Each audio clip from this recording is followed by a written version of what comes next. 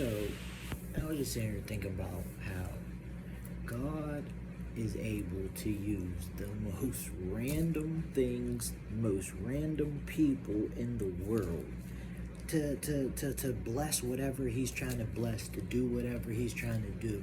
Like thinking back throughout my life, even when I'm reading my Bible, I be just seeing God using stuff that like I would have never even thought of, would have never even entered my mind, let alone my prayer, to ask God to do it that way. In Second Kings chapter 7, right?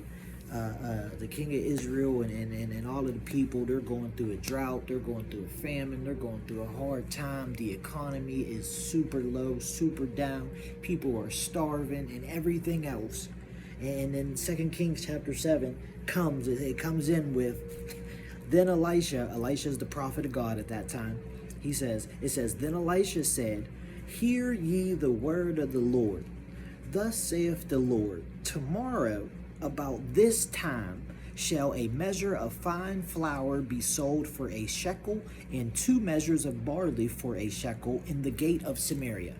And when you read that, and when you hear me read that, it just sounds like a bunch of Bible talk. What are they talking about? See, shekels and flowers, and what does any of that mean? Glad you asked. So what's happening is, like I said, the economy is down, everything is low. And then once again, here come God talking through the prophet, saying something that don't even make sense. He's saying stuff that ain't even supposed to be there. Meaning, okay, see, bring it to real life. Okay, it's down right now. Gas prices is crazy. Egg prices is crazy. Milk prices is crazy. And that would be like me coming and saying, right now, thus saith the Lord, tomorrow, about this time, meaning today is 2:12, so tomorrow by 2:12, you're going to get a gallon of gas for $1. You're going to be able to get a carton of milk for 50 cents. Meaning overnight, the economy is going to change on such a level that what you bought today for $5, tomorrow you're going to buy for $1. That's what 2 Kings chapter 7 I just read. We just brought it from the Bible to real life. All right, you with me? Good. Let's keep going. Then a Lord, so Elijah said this to the king. He's talking to, so that's like me calling Trump and telling Trump this. Trump, tomorrow about this time, God said, not seed, God said that you're going to be able to get a gallon of gas for $1. You're going to be able to get a carton of milk for 50 cents, okay? All right. Then a Lord on whose hand the king leaned answered the man of God and said, behold, if the Lord would make windows in heaven, might this thing be? And he said, behold, thou shalt see it with thy eyes, but thou shalt not eat thereof. All right, back to real time. Me, go into the president's office, we in the Oval Office, and I say, Trump, tomorrow about this time, thus saith the Lord, we gonna get a gallon of gas for $1, we gonna have a carton of milk for 50 cents, and then one of Trump's advisors who's standing right next to Trump says, Marcus, even if God was to open up the windows of heaven, that's not possible. And the crazy thing is, there is a verse in the Bible that says that God will open up the windows of heaven and pour you out a blessing, meaning one. I'm going to open the windows and pour you out one blessing, a blessing that you shall not be able to contain. In other words, the man who's talking to Elisha, who's standing beside the king, whenever he says, oh, even if God opened up the windows of heaven, that ain't going to be possible.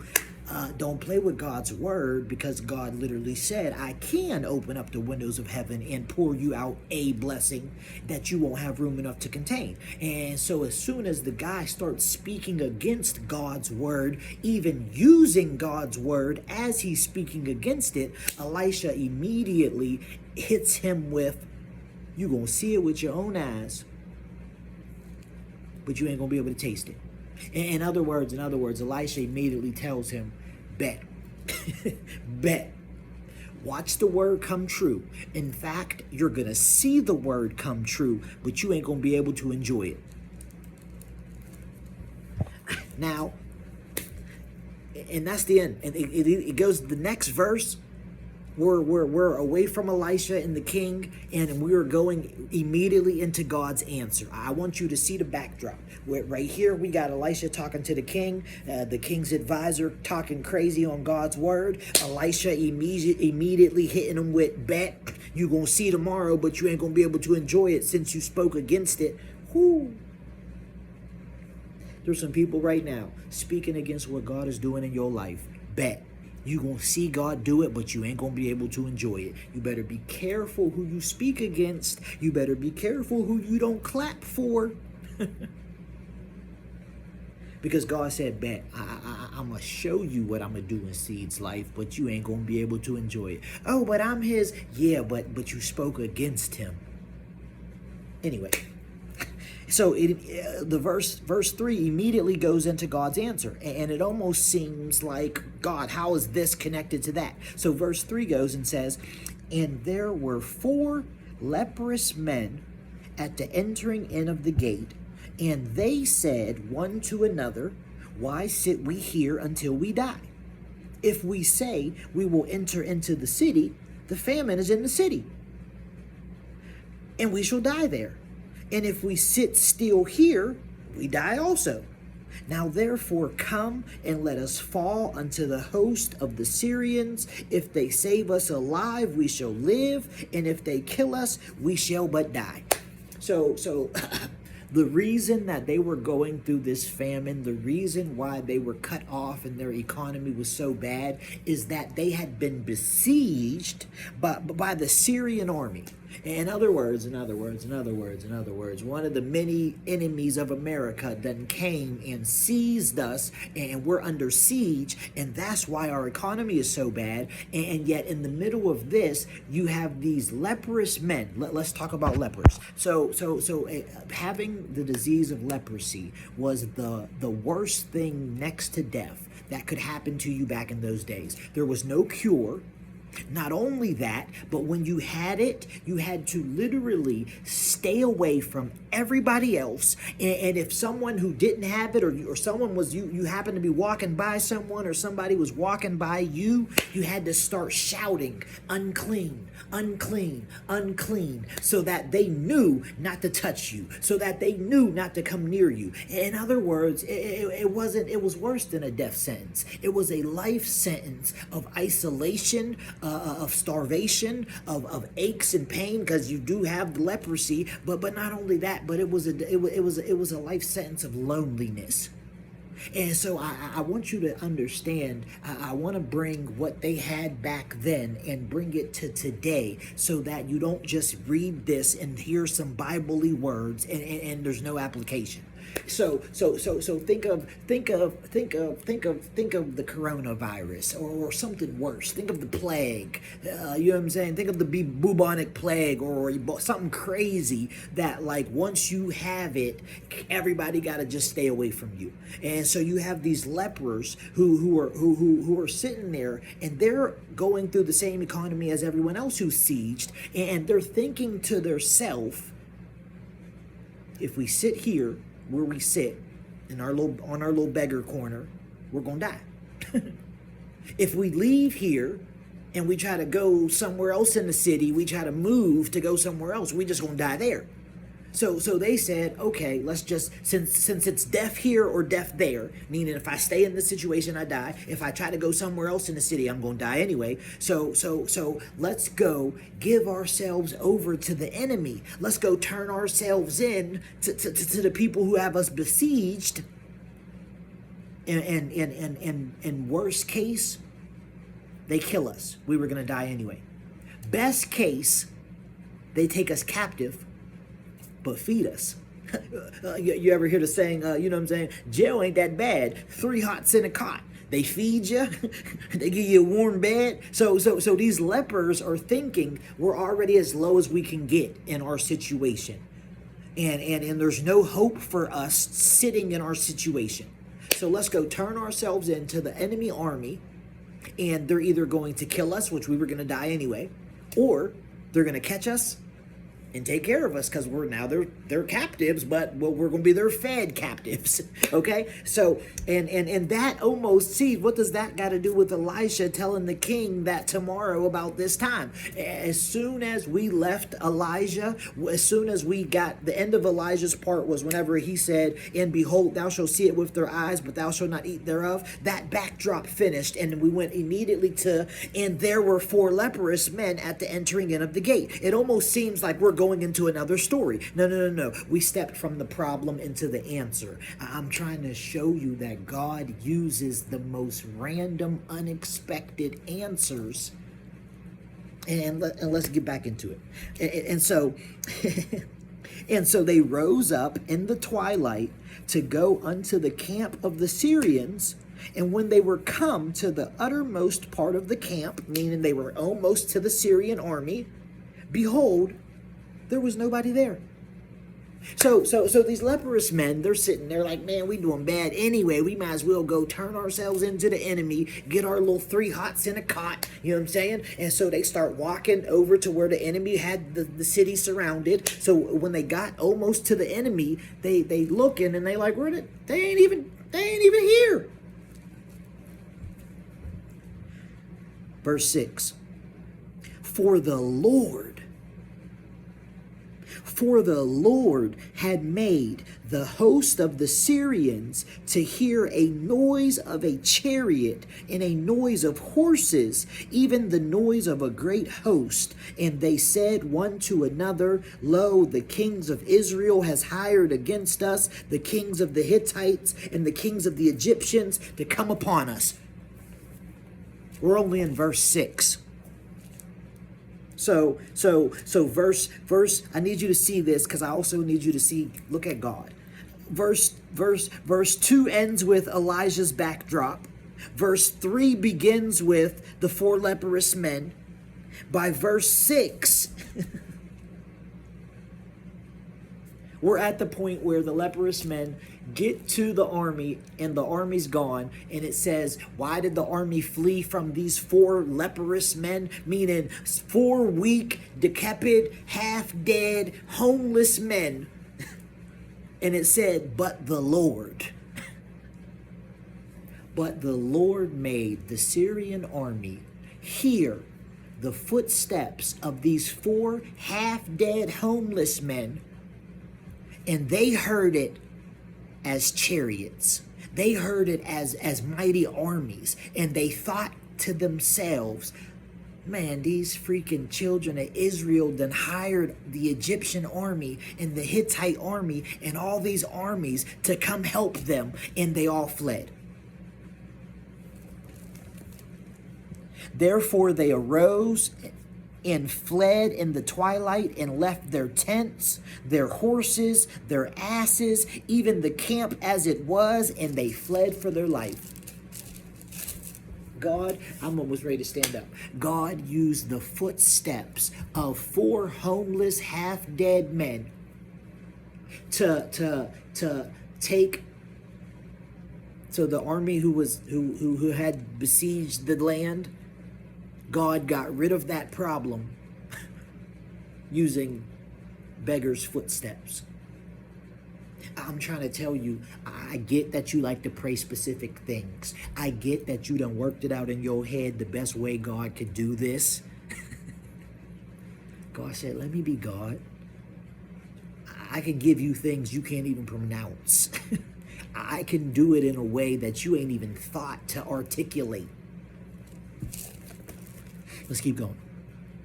And when these lepers came to the uttermost part of the camp, they went into one tent and did eat and drink, and carried silver and gold and raiment, which is clothes, and went and hid it, and came again and entered into another camp and entered into another tent and carried thence also and went and hid it. So these 4 homeless men, you know what I'm saying? Picture 4, you know what I'm saying, homeless people down and out, and they come to turn themselves in, and they see all the enemy's tents, horses, fire still lit with fish and stuff cooking. And so they start ransacking the place, basically, and they running in tents, and they finding silver and gold and clothes and food. And them thinking like the survivalists that they are, they hurry up and the first tent, all that stuff that they got, they went to go hide it. Come on, keep it real.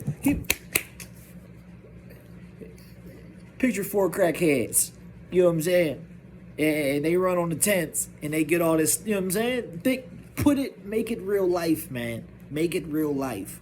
And so they go, you know what I'm saying, get what they get, and they go hurry up and hide it before the cops come, before somebody notice. And then they go hit another tent, and they get what they get. And yet all these tents got all this stuff in it: silver, gold, raiment is clothes, and food. And you got to think, the economy is terrible at this time because they've been besieged this whole time by this army. All right, let's keep going. Then they said one to another, "We do not well. This day is a day of good tidings, and we hold our peace. If we tarry till the morning light, some mischief will come upon us. Now therefore come, that we may go and tell the king's household." Notice, the army said to themselves, these footsteps are the footsteps of chariots and armies. We need to run. The beggars said to themselves, "We ain't doing good. No, this ain't right, yo. This ain't right. We just got blessed. We just came up, and here we are keeping this goodness to ourselves. God done changed our situation like that, and here we are still acting like we on the bottom. This ain't right." And they told themselves, they said, no, if we do it this way, just hitting these tents and hiding this stuff and keeping it to ourselves, something bad's gonna happen to us. Let's go, since we done came up and God done changed our situation, let's go change our people's situation. Let's go tell the king's household that thing, them armies that have been having us besieged, they gone. We don't know why, but they gone, and they left all their stuff. We good. And they came and called unto the porter of the city, and they told them, saying, "We came to the camp of the Syrians, and behold, there was no man there, neither voice of man, but the horses was there, the asses were tied, and the tents as they were." And in other words, there wasn't no people, but all of their stuff is still here. They horses is here, they donkeys is here, they tents is filled, they treasure chest is here, the gold's here, the silver's here, they food is here. And he called the porters, and they told it to the king's house within. And the king arose in the night and said unto his servants, "I will now show you what the Syrians have done to us. They know that we be hungry. Therefore they are gone out of the camp to hide themselves in the field, saying, when they come out of the city, we shall catch them alive and get into the city." God always shows me patterns. He always, when I'm reading something in the Bible, I don't know why, but the Holy Spirit is always pointing out patterns and things that are happening in a certain pattern. And all throughout this, God keeps pointing out to me that it's all based on what people are saying amongst themselves. It all started with the man who was beside the king said, "Behold, if the Lord make windows of heaven, this thing shall be." He wasn't talking in faith though. Then it goes into the leper said, "If we enter the city, we're going to die. If we stay here, we're going to die. Let's go turn ourselves in." And then the Syrians said, "Oh, shoot, y'all hear them footsteps? Oh, shoot, a whole bunch of chariots is coming. The children of Israel done hired other armies to come get us." And then the lepers start hitting the licks. But then the lepers said, "We do not good. If we keep this goodness to ourselves, something bad's going to happen to us. Let's go tell the king." And so they go tell the king, but then the king says, nah, Even though the king knows. The lepers don't know nothing about Elisha's word from God. The lepers don't know nothing about by this time tomorrow. I'm trying to tell you, there's somebody right now who is going to be instrumental in God's answer in your life, and they don't even know that what they're doing right now is a part of God's answer in your life. Don't let me get distracted. Stay focused, Marcus. And so the king says, no. Something ain't right. I know what's going on. The Syrian army knows we're hungry, so they're tricking us. They left, but they're just hiding because they want us to come think they're gone so we can come try to get their food, and then they're going to come out and kill us. So the lepers come tell the king, and the king's like, I don't trust that.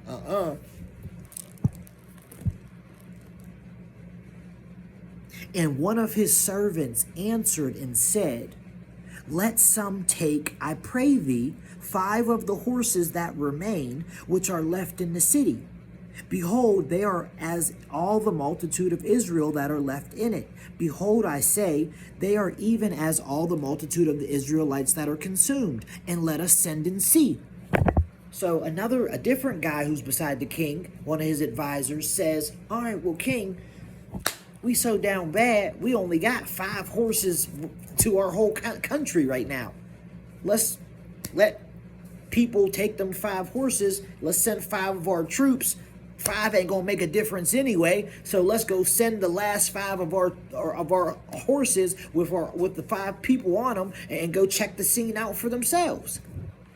They took therefore 2 chariot horses, and the king sent after the host of the Syrians, saying, go and see. And they went after them unto the Jordan, and lo, all the way was full of garments and vessels, which the Syrians had cast away in their haste. And the messengers returned and told the king. So he sent the last 5 of his horses, go scope the area out. Go see if maybe the Syrians just went down the river a little bit and they're just waiting for us to come. And so the messengers went, and as far as they could go out, all they found was signs of somebody running, dropping their stuff. And he said all we found was a whole bunch of gold and silver and just stuff that it looked like somebody in a hurry was just running and dropping their stuff. Look at God. God, you were just praying, God, take away the Syrian army. God said, I'm going to do it. But if I just give you what you ask for, you still going to be hungry. If I give you what you ask for, you still going to be broke. And so God said, no, I can't do it the way you're asking me to do it. Stop telling me how you think I should bless you. If you let me do it my way, your prayer ain't got no beggars in it. Your prayer ain't got no leprosy in it. Your prayer ain't got no footsteps in it. But my answer does. But your prayer also don't got no abundance in it. Your prayer also don't got, the Syrian army ain't just gonna leave. They gonna leave you their stuff. God said, let me do it my way, because my way is exceedingly and abundantly.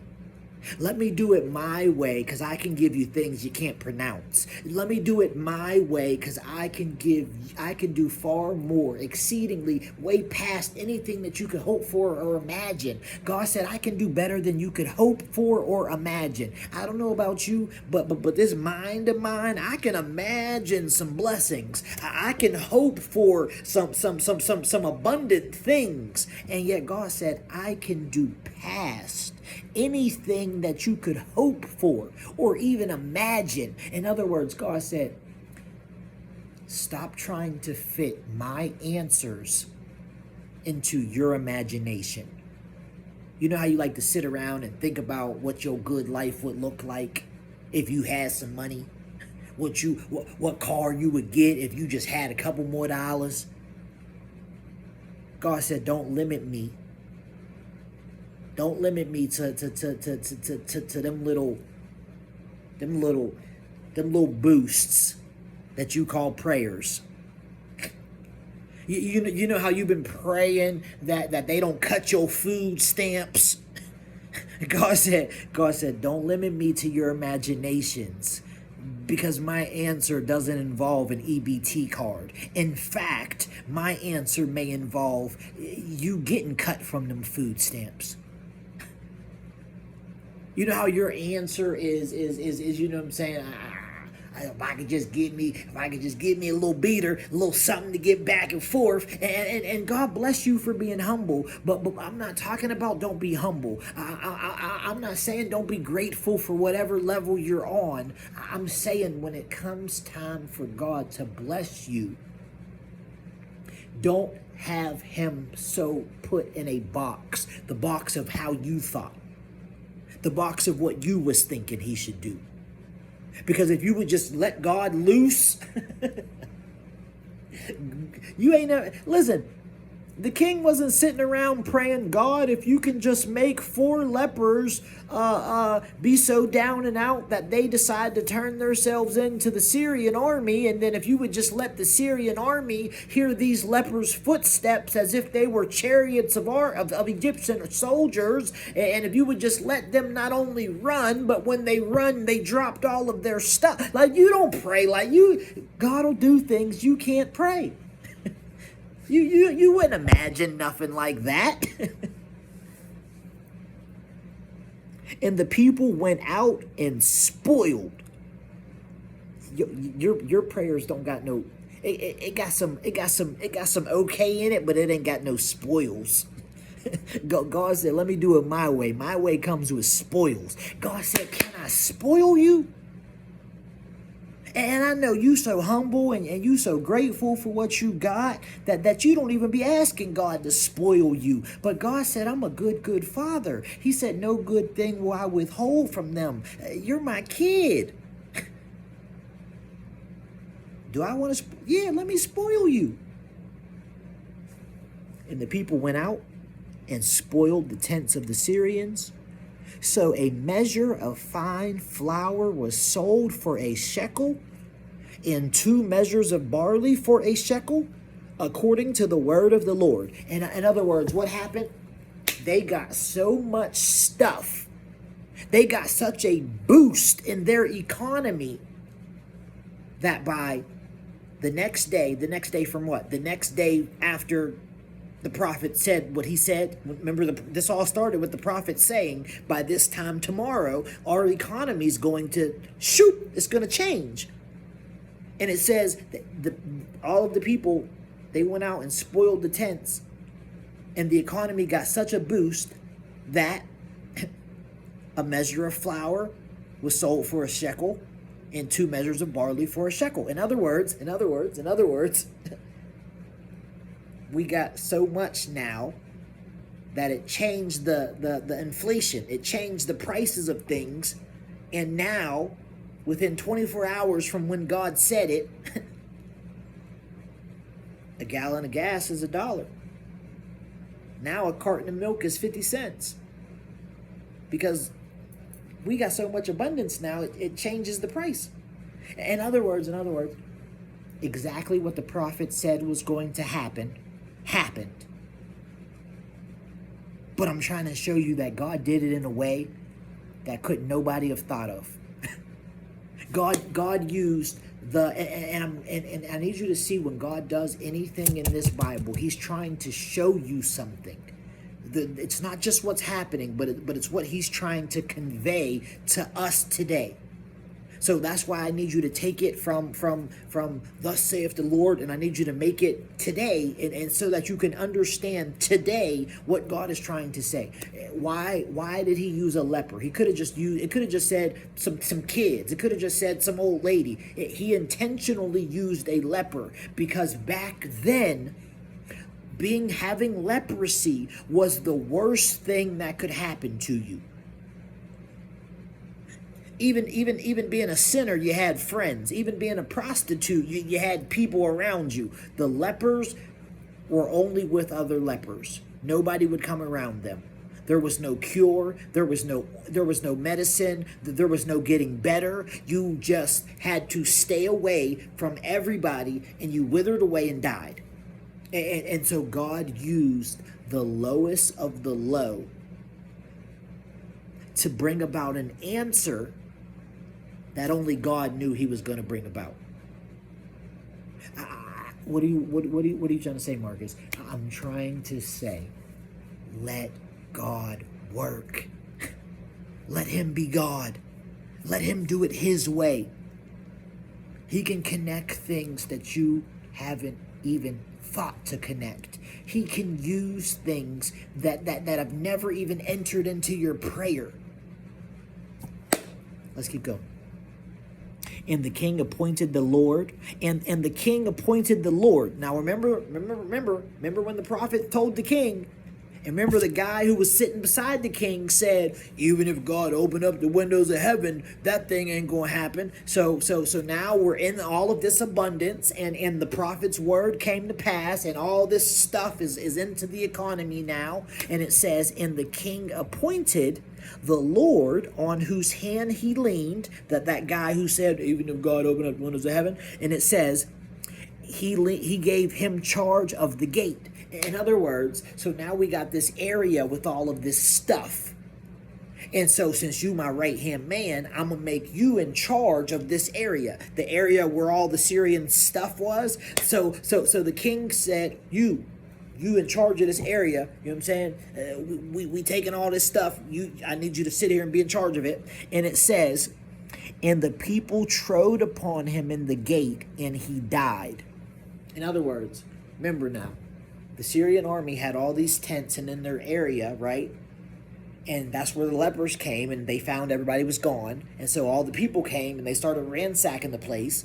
And so the king, trying to be king, brings some order. You know how the police, let's tape this area off. So the king, trying to be king, put his right-hand man, listen, I need you to stand here and be in charge of this area. And it says, all of the people who were coming to ransack the place, all of the broke people, all the people who've been down bad, they were coming in such a frenzy. Picture Black Friday at the Ross Park Mall. They were coming in such a frenzy that guy, remember what the prophet said? He said, you're going to see it with your eyes, but you ain't going to be able to enjoy it.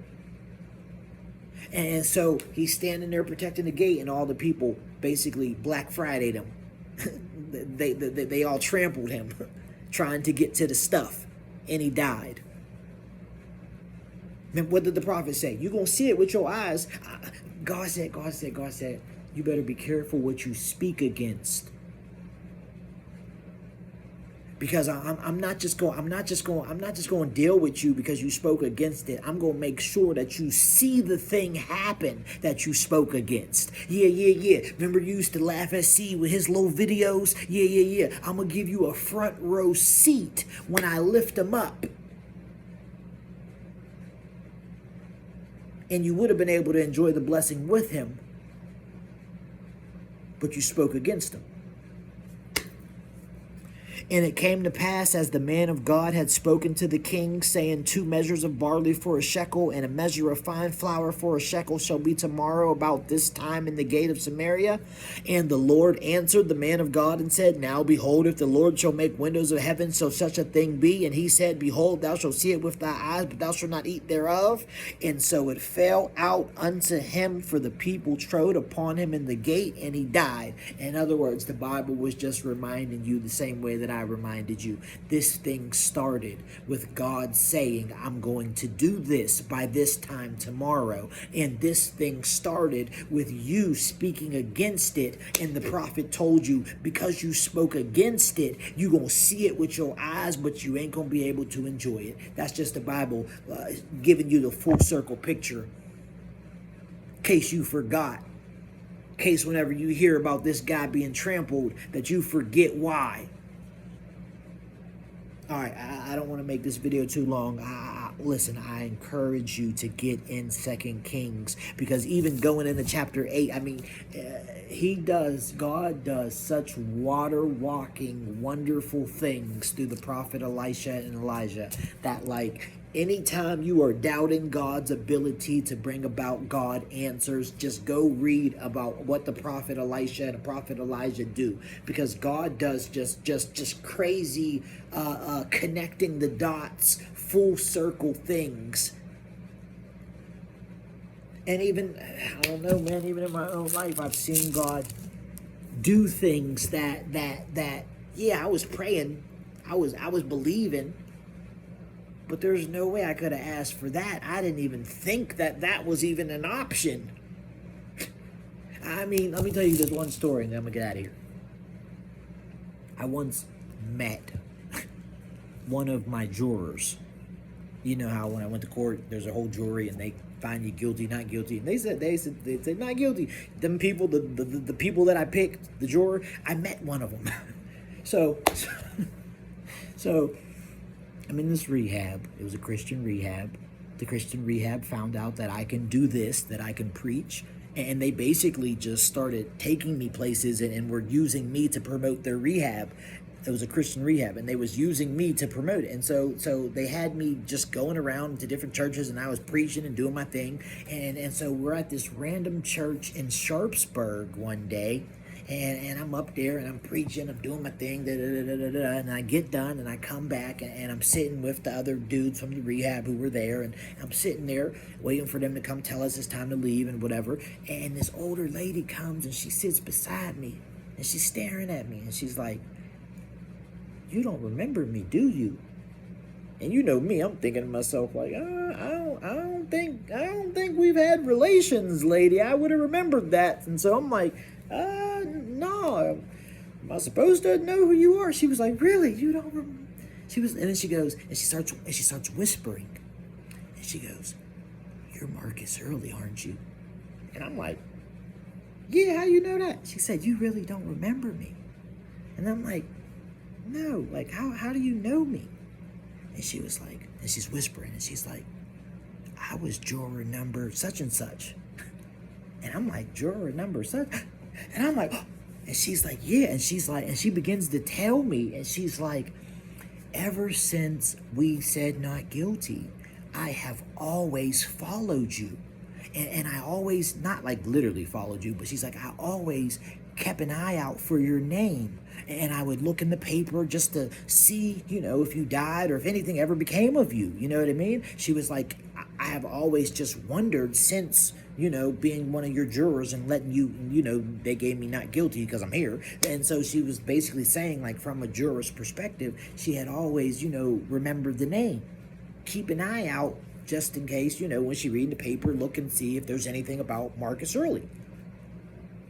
And she begins to tell me that, and then she begins to tell me from the juror's perspective, my case, my whole court case.